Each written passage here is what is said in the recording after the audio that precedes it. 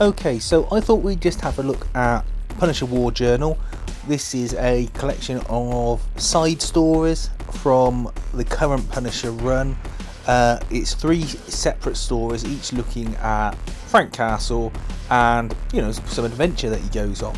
But this is the sort of new Frank Castle where he's in control of the Hand. I've talked about this in another review of the first volume of the Jason Aaron Punisher run, where you find out how and why he's in charge of the Hand, but he's got his new logo that people don't like, and he's got an army of ninjas at his disposal. Now, this is written by Torun Grombeck, and it's got art by Lan Median, Raphael Pimentel, and Gigibril Morissette Fan. Anyway, the 3 stories are Blitz, Brother, and Base, and you know, they're really good stories. I like these more sort of single issue Punisher stories. I prefer them to sort of a ongoing Punisher run with a overarching story, because I think the Punisher works best when he hits hard and fast in a story and you don't get too caught up in his continuity.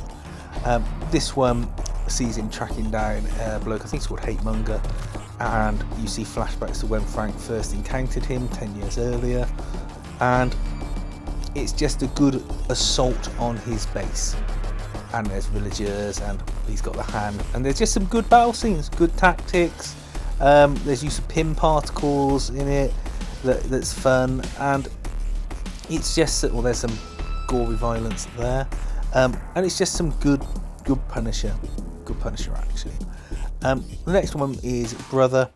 Now this one's fun and clever, and this would be a good episode in either a TV series or a movie if you just wanted to do a 88-minute Punisher movie where a price is put on Frank's head.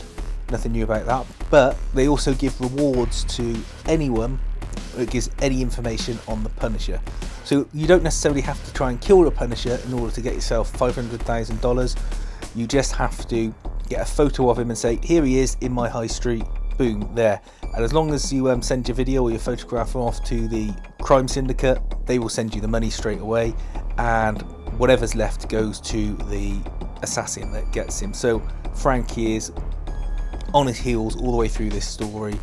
He's being pursued constantly, and it's just a fun idea.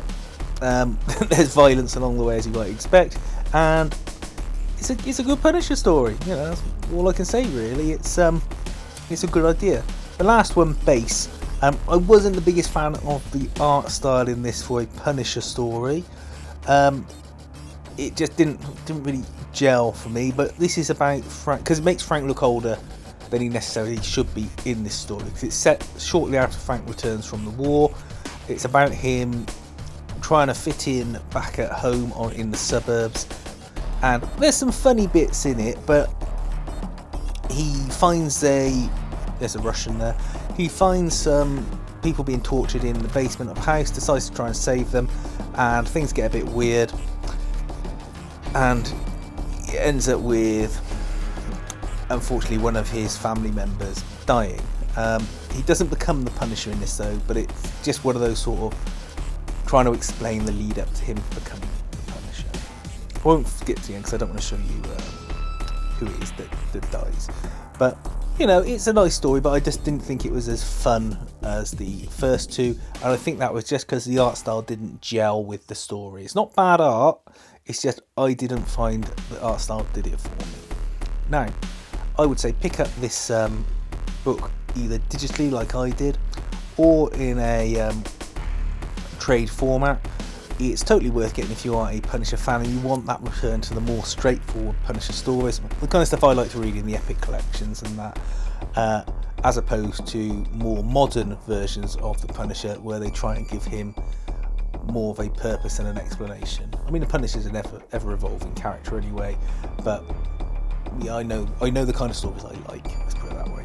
But hopefully this has filled you on a book that I think, to be honest, came out to very little fanfare, and it's just a good, solid action comic.